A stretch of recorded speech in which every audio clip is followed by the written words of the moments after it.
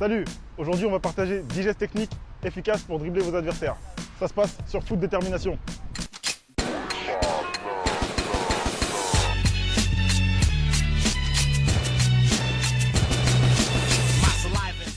Première technique, la virgule. C'est une technique qui se joue en deux temps. Elle se fait très rapidement.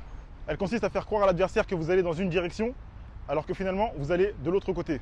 Dans un premier temps, poussez la balle dans la fausse direction, et dans un deuxième temps, rabattez le ballon avec votre intérieur de pied. C'est un geste qui se fait le plus souvent à l'arrêt, sur le côté du terrain. Mais il peut aussi se faire quand vous êtes en mouvement.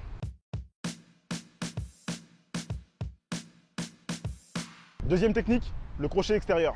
Le crochet extérieur, c'est le dribble de base. La surface à utiliser est l'extérieur du pied. Il sert à éviter le défenseur quand il cherche à vous contrer. Pour que le crochet soit efficace, changez de rythme pile au moment où vous faites votre geste et accélérez derrière.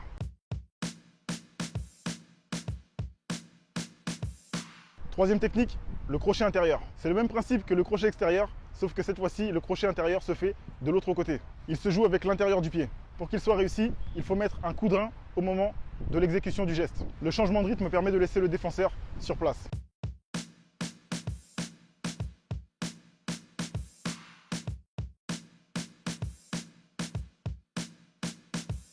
Quatrième technique, le double contact. C'est une technique qui se fait en deux temps. Les surfaces de contact à utiliser sont l'intérieur puis l'extérieur du pied. La feinte consiste à faire croire que vous entrez à l'intérieur du jeu alors que finalement vous allez vers l'extérieur.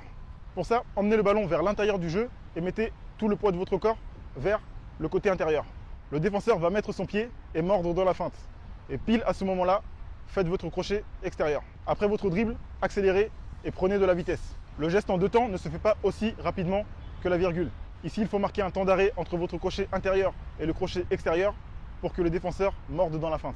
Cinquième technique, le passement de jambes. C'est l'un des dribbles les plus efficaces. Il peut être utilisé de façon répétée parce qu'il est réalisable dans plusieurs situations de jeu, contrairement à la virgule. Un joueur offensif peut réaliser des passements de jambes quasiment à chaque match, comme Cristiano Ronaldo ou Karim Benzema, alors qu'une virgule est plutôt réalisée tous les 15 ou 20 matchs. Le passement de jambes consiste à faire croire que vous allez à droite par exemple, alors que finalement vous allez du côté gauche. Pour cela, faites le tour du ballon avec votre pied et mettez le poids du corps dans la fausse direction. Le défenseur va tenter de vous intercepter en mettant son pied. À ce moment, partez de l'autre côté à l'aide de votre extérieur du pied. Vous pouvez aussi réaliser plusieurs passements de jambes d'affilée. Le plus important, c'est que le geste soit efficace. Sixième technique, le contrôle orienté intérieur. Le contrôle orienté est différent du simple contrôle. Sur votre première touche de balle, vous changez de direction. C'est un geste qui est utile quand un défenseur vous colle au marquage. À la différence du simple contrôle, le contrôle orienté est considéré comme un dribble. Il permet d'éliminer votre adversaire direct en une touche de balle. Quand vous recevez une passe, venez au devant du ballon et tendez l'intérieur de votre pied pour faire votre crochet intérieur. Le défenseur aura un temps de retard parce qu'il n'a pas le temps d'anticiper votre geste. Accélérez après votre geste technique. Un contrôle orienté ne sera pas efficace sans prise de vitesse derrière. Septième technique, le contrôle orienté extérieur. C'est le même principe que le crochet intérieur. Ce qui change, c'est simplement la direction du dribble. Pour avoir un temps d'avance sur l'adversaire, vous pouvez faire un appel contre appel. L'appel contre appel consiste à faire un appel en profondeur, comme si vous vouliez recevoir le ballon vers l'avant, mais finalement vous revenez sur vos pas pour recevoir le ballon. Ce qui fait que le défenseur aura un temps de retard sur vous pour vous contrer. C'est une tactique efficace pour déstabiliser l'adversaire et prendre l'ascendant. Pour le contrôle orienté extérieur, venez au devant du ballon au moment de la passe et tendez l'extérieur de votre pied. Les appels contre appels, les contrôles orientés sont des gestes indispensables pour des attaquants pour déstabiliser l'adversaire et se mettre dans les meilleures dispositions. Huitième geste technique, la roulette.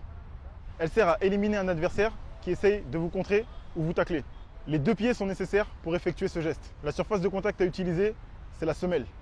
Dans un premier temps, emmenez le ballon vers vous avec la semelle de votre pied fort, faites un tour sur vous-même, puis emmenez le ballon avec la semelle de votre pied faible. Le premier contact avec la semelle sert à empêcher l'adversaire de vous tacler, et le deuxième contact avec la semelle sert à prendre de la vitesse et laisser le défenseur derrière vous.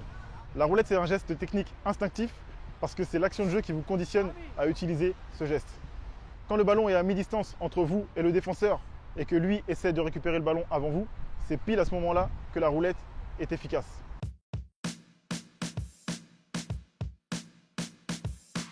Neuvième geste technique, la feinte de frappe. La feinte de frappe consiste à faire croire à l'adversaire que vous allez tirer au but alors que finalement vous gardez le ballon dans les pieds.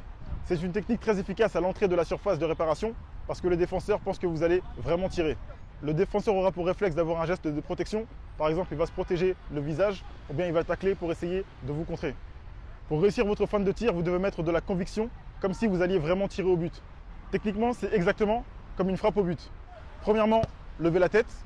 Deuxièmement, élancez-vous. Troisièmement, armez votre tir. Et quatrièmement, à la place de tirer au but, faites votre feinte. Quand vous réussissez votre geste, ça vous permet d'avoir le champ libre pour préparer votre action et ajuster le gardien de but.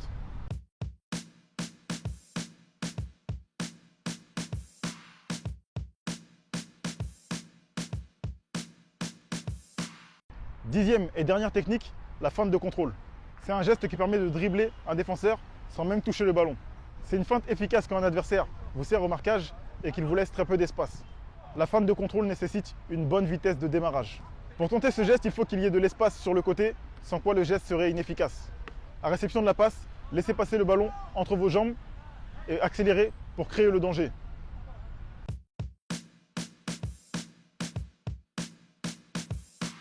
C'était les 10 gestes techniques sur Foot Détermination. Je vous invite à mettre un pouce si la vidéo vous a plu. Force!